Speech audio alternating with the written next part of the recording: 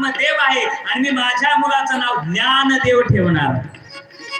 पण धुंदुली समोर आली, म्हटली हो सगळं तुमच्या मनावर नसतं, सगळं तुमच्या मनावर चालणार नाही. एका मुलाचं नाव काय ठेवलं तुम्ही? गोकर्ण. ठीक आहे म्हणली पर्यंत, पण या मुलाचं नाव मी तुम्हाला ठेवू देणार नाही. या मुलाचं नाव मी ठेवणार, कारण 9 महिने 9 दिवस कुणी यातना सहन केल्या? तिने नाही केल्या महाराज. म्हणले म्हणून मी माझ्या मुलाचं नाव ठेवणार. म्हणजे मी सगळं कष्ट सहन केलंय, खोटं बोलली महाराज.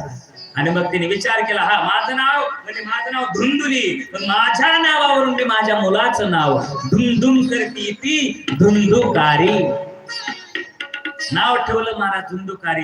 आत्मदेव महाराज म्हणते मला ज्ञानदेव ठेवायचं होतं, चांगलं ठेवायचं होतं, पण चला धुंदुकारी ठेवलं. आणि बघता बघता दोन्हीही मुलं लहानाची मोठी होत लागली महाराज. बाळाचे पाय पाळण्यामध्ये दिसतात त्याप्रमाणे महाराज हा जो गोकर्ण होता ना, 5 वर्षाचं त्याचं वय. सकाळी उठायचा, कराग्रे वसते लक्ष्मी, कर मध्ये सरस्वती, कर मुले तू गोविंदम, प्रभाते कर दर्शनम. उठल्या उठल्या महाराज सर्वांचे दर्शन, माता पित्यांचं दर्शन, स्नान करायचा, देवपूजा करायचा महाराज, सगळे नित्य नियम याने सुरू केले 5 वर्षाचा असताना. आणि धुंदुकारीचा होता दुपारी 12 वाजता उठायचा. याच्या जीवनामध्ये सकाळी कधी पाहिलीच नाही, कारण मोबाईल बघण्यामध्ये रात्री 2-3 वाजायचे मोबाईल पाहण्यामध्ये.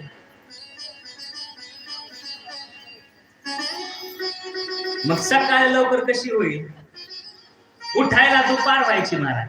कुठल्याही प्रकारचा नियम याच्या जीवनामध्ये कधीही याने केला नाही.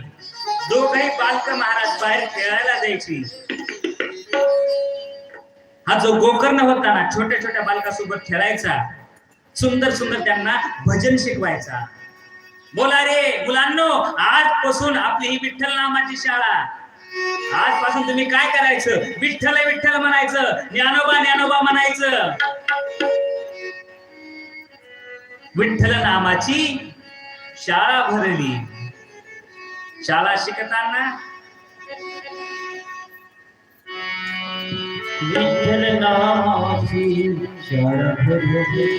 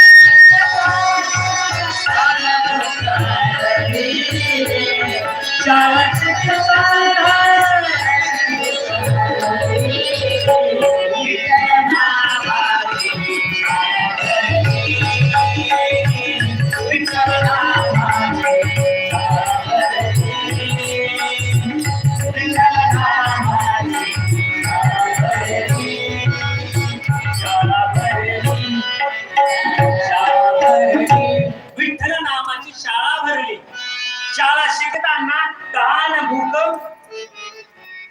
असं भजन असावं महाराज. तहान भूक हरली रे, विठ्ठल नामाची शाळा भरली. इकडे काय होतं महाराज? विठ्ठल नामाची शाळा.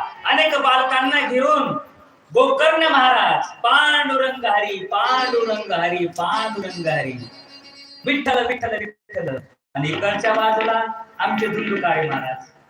त्यांनी काय करावं? छोट्या छोट्या बालकांना बोलावं, त्यांच्यासोबत खेळ खेळावा आणि अचानक एखाद्या बालकाला उचलावं आणि विहिरीमध्ये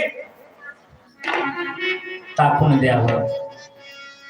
दोघांचे विविध प्रकारचे वेगवेगळे स्वभाव महाराज दोघांची. एक निघाला गोकर्ण पंडित झाला, पुढे चालून आणि एक महाखल डाकूच